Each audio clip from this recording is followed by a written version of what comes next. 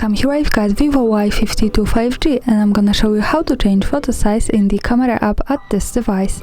So let's start by tapping on camera button to open it, and for now we are on standard photo mode. From here let's go to the right corner button so we can open the advanced camera settings. And now let's focus on photo category. At the first position here we have photo size, so when we tap here we can change it between 4 options. We are in 4 and 3, let's move to the full one, and when we move back to the camera preview we can see that the camera frame has changed now to the full one. Another tap to the right corner settings to the photo size, and let's pick 16 and 9 so we can see another camera frame.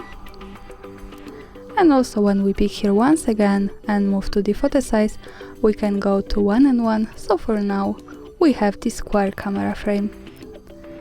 And of course when we tap to right settings once again to photo size, you can go to whatever you need. Now let me move back to 4 and 3, the original one.